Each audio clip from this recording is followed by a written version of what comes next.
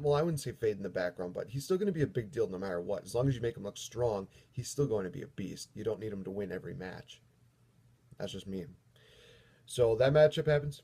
Then we go into the Hell in the Cell matchup between Shane McMahon and The Undertaker. A lot of things I would still keep. The only thing I would change is the finish, and I will explain. Because this is going to definitely have big time ramifications and big time implications going forward. So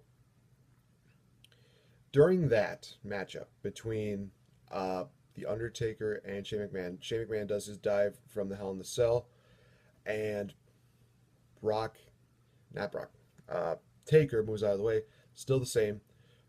Gets hit with the tombstone. Undertaker covers one, two. Shane barely. I'm talking like like he's just. It was like a spasm where he just flops his shoulder up. Undertaker's saying, "What do I have to do? What do I have to do?" He's calling for the end. He does a little like deal, but then we see, bam, spear by, you guessed it, Roman Reigns. Roman Reigns hits the spear not once but twice. He hits that massive power bomb on Undertaker, throws Shane on top of him. One, two, three. Shane McMahon gets the victory and he gets control of Raw, which makes sense because now there's a reason for him being in charge of WWE. And also, this does indeed get a little bit of the Roman Reigns heel turn that we want. So, you're welcome. We move on to the Andre the Giant Memorial Battle Royal. Wouldn't change that much of anything. Baron Corbin getting the victory. Again, wouldn't change it.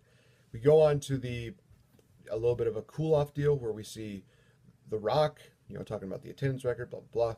Wyatt family comes out and they're basically intimidating The Rock. No matchup. Nothing like that. No.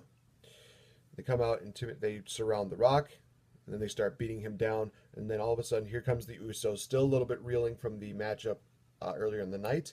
Wyatt family takes them down. And actually, Strowman locks in his little bear hug thing to Jimmy Uso. And then Eric Rowan and Bray Wyatt, just throw Jey Uso into the barricade and just destroy him. And then we see a massive Sister Abigail on the Rock by Bray Wyatt. And Bray Wyatt, of course, does his little deal. Follow the Buzzards. And this is their road to redemption where they finally get what they want. And hopefully that will allow more opportunities for them to get, maybe more title shots, maybe more opportunities to main event. I'm hoping so. Going to the main event, no disqualifications. And also, guys, this is going to be a one-sided deal. Roman Reigns beats down on Triple H. He starts off with a low blow on Triple H, just blatantly takes down Triple H, just beats him down, bashing in on his head. He grabs a steel chair, just slamming him down. Basically what you remember from TLC, this is what it is. It's a one-sided beatdown. Roman Reigns dominates. Roman Reigns takes it to the limit of Triple H. Triple H gets like one pedigree in, but he's too weak to even get the cover. And Triple H tries to go for the cover, but Roman rolls up, and he just stands up, and he looks down at Triple H, and Triple H realizes, oh, shit. So Roman Reigns hits a massive powerbomb, huge spear, and, Stephanie McMahon will try to get involved. Roman Reigns actually intentionally spears Stephanie. A second spear to Triple H. 1, 2, 3. Roman Reigns, full-fledged heel, and he is the WWE World Heavyweight Champion. Now, also, because the Usos were taken out by the Wyatt family, you could actually have them come back at Payback, and they become, part of Roman Reigns' little mini faction, whether it be, Bloodline or, it's all of us versus everyone else, something like that, something cheesy like that. And please, WWE will not be using the, I'm not a bad guy, I'm not a good guy, I'm just the guy. He'll have to think of something else. I'm not even going to go into that. So, that is how I would rebook WrestleMania. I hope you guys enjoyed it. Let me know in the comments and leave a like, leave a dislike. I'm open to all criticisms.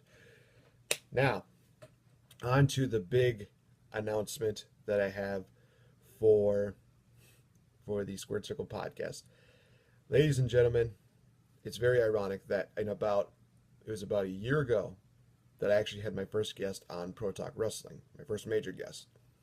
And she was a lot of fun, and I'm proud to say that she's going to be making a comeback. Ladies and gentlemen, on August 19th, the return of the one and only Duchess of California, SoCal Val, will be making her return to the Wassa area podcast, generally area thing. You get what I'm saying. SoCal Val's going to be on the Squared Circle podcast. August 19th, guys. Check it out. I'm going to be making a big announcement on Twitter, so tune into that. Thank you guys so much for tuning in.